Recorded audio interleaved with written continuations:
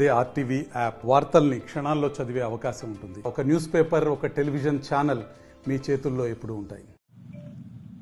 గజ్వేల్ మండల్ కొల్గూరు గ్రామంలో 60 ఇల్లు నేలమట్టం చేసిన హరీష్ రావు 2019లో రెండోసారి గెలిచినప్పుడు ఈ పెంకుటిల్లులు ఎందుకు, మీకు పక్కా ఇల్లులు కట్టిస్తా అని మాటిచ్చి ఒక ప్రొసీడింగ్ లేదు, ఒక ఆర్డర్ లేదు, ఎవ్వరికి ఏం చెప్పింది లేదు. ఓవరాల్ గా మాటలతో చెప్పిండు. జేసీబీ తీసుకొచ్చిండు, ఆయననే జేసీబీ డ్రైవర్ లెక్క ఎక్కిండు, ఇల్లులు కూల్చిండు.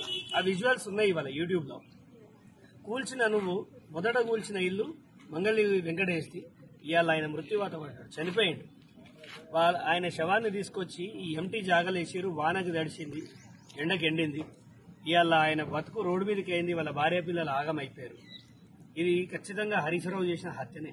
ఎందుకంటే ఇంకా కూడా జనం ఆయన అంటే భయం వీడాలి. వాళ్ళ ప్రభుత్వం పోయింది. ఇక్కడ 60 ఇల్లులు కూల్చడానికి నీకు ఒకటిచ్చిండి అధికారం. నీ మీద తక్షణమే మేము కేసు పెడతాం. ఈ 60 కుటుంబాలను తీసుకుపోయి కేసు పెట్టడమే కాదు, నీ మీద రిట్ వేస్తాం, రిట్ ఫైల్ చేస్తాం.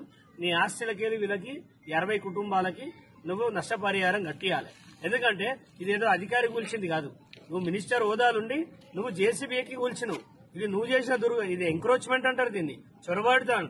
ఏది తీవ్రవాదులు చొరబడినట్టు నువ్వు ఈ ఊర్లో చొరబడి 60 ఇల్లులు కూల్చడానికి నీకు ఎవడిచ్చిండు? ఎవడు అబ్బజాగిరం కూల్చినావు?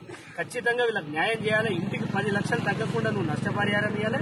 వీళ్ళు వ్యాపారము, ఇల్లు, చదువులు లేకుండా వీళ్ళ జీవితాలు సర్వనాశనమైనవి.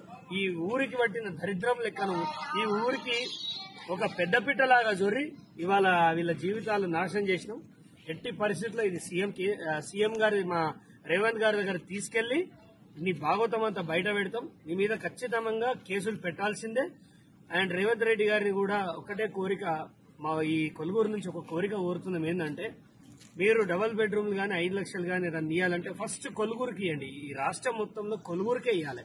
ఎందుకంటే దాదాపుగా 60 కుటుంబాలు వాళ్ళు బతికున్న శవాలుగా మారిన క్షణం ఇది. మీరు దయచేసి ఒక్కసారి అధికారులతోటి చెప్పి ఈ ఊరికి 60 ఇల్లులు శాంక్షన్ చేయండి. వీళ్ళ జీవితాలు బాగుపడితే జీవితాంతం మీ ఫోటో పెట్టుకుంటారు. వాళ్ళ ప్రాణం ఉందని రోజు మీకు కృతజ్ఞతగా ఉంటారు. అన్నా మీరు ఈ హరీష్ రావు పీడ నుంచి వీళ్ళని విముక్తిని చేయాలి. ఖచ్చితంగా హరీష్ రావు పైన మాత్రం ఆయనకు సిగ్గు శరం లేకుండా అక్కడ ఢిల్లీలో కూర్చొని ఆ లిక్కర్ క్వీన్ ని కాపాడడానికి లక్షల రూపాయలు లాయర్లకు ఫీజు ఇవ్వనీకి ఉంటాయి. కానీ ఇక్కడ ఈ పేదలకు పైసలు ఇవ్వనీకి నీకు ఉండయి. ఖచ్చితంగా నేను ఉక్కు పాదంతో తొక్కేసే ప్రభుత్వం ఇది. నేను వదిలేదేముండదు. ఈ ఊరు సమస్యను మాత్రం రాజకీయంగా చూస్తలేము. ఇది హరీష్ రావు దత్తత తీసుకుంటా అని చెప్పి అంధకారంలోకి నెట్టిన ఊరిది.